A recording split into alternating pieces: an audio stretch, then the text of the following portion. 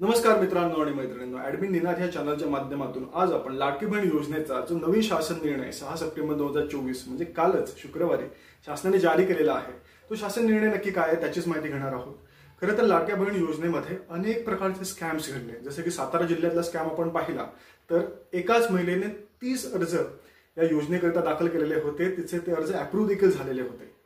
आपल्याला माहिती असेल की आपल्या परिचयाच्या अनेक कर्मचारी अशा आहेत, नोकरदार वर्ग असा आहे किंवा अनेक असे श्रीमंत मंडळी अशी आहेत की ज्यांनी ह्या योजनेमध्ये अर्ज केलेले होते आणि त्यांना ह्या योजनेचे पैसे देखील मिळालेले होते। ज्या महिला ह्या योजनेकरिता पात्र आहेत त्यांना हे शल्य कायमच मनात आहे की मी सगळ्या अर्जामध्ये बसत असून योजनेमध्ये मी पात्र असून देखील मला पैसे मिळाले नाहीत, मात्र माझ्या शेजारीच राहणारी असंख्य अशी मंडळी आहेत, माता भगिनी आहेत की त्यांनी ह्या योजनेमध्ये स्वतःला बसवलं आणि अर्ज अप्रूव्ह करून पैसे देखील प्राप्त करून घेतले, पण माझे अजून पैसे आलेले नाहीयेत।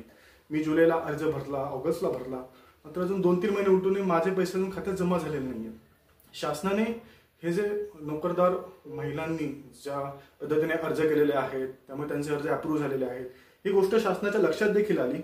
त्याच पद्धतीने महाई सेवा केंद्र असेल, CSC सेंटर असतील, त्यांनी देखील मी तुमचा अर्ज अप्रूव्ह करून देतो, तुमची कागदपत्रे फक्त जमा करा असं त्यांना मागणी करून संपूर्ण अर्ज त्यांनी भरून घेतलेले होते आणि त्यांना अप्रूव्ह मेसेज येऊन पैसे देखील जमा झालेले होते। संपूर्ण प्रकार जेव्हा शासनाच्या लक्षात आला तेव्हा त्यांनी काल मंत्रिमंडळ बैठकीमध्ये नवीन शासन निर्णयाला मंजुरी दिली आणि ह्या पुढे 6 सप्टेंबर 2024 नंतर ज्या 1.5 कोटी पात्र महिलांना अजून या लाडक्या बहिणी योजनेकरिता अर्ज करायचे आहेत त्या केवळ आणि केवळ अंगणवाडी सेविकांशी संपर्क साधूनच लाडक्या बहीण योजनेला अर्ज करू शकतात। त्यासाठी त्यांनी त्यांची संपूर्ण कागदपत्र अंगणवाडी सेविकेकडे जमा करायची आहेत आणि त्यांच्या नारी शक्ती दूत ॲप्लिकेशनवरून किंवा लाडकी बहीण योजना.gov.in या महाराष्ट्र शासनाच्या ऑफिशियल वेबसाईटवरूनच लाडकी बहीण योजनेला अर्ज करायचा आहे।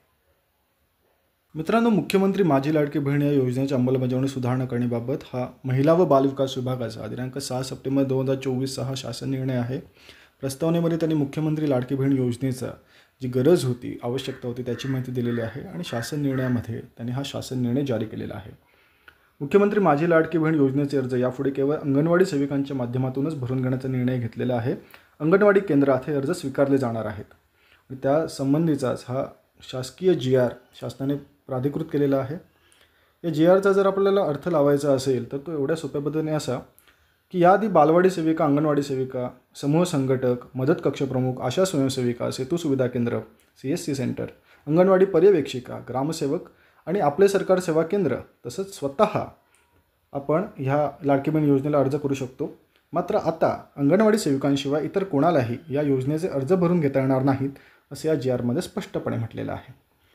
आज या व्हिडिओच्या माध्यमातून आपण ही जी सुधारणा आहे माझी लाडकी बहीण योजनेमध्ये त्याची माहिती घेतलेली आहे। हा व्हिडिओ तुम्ही प्रत्येक महिलेपर्यंत पोहोचवा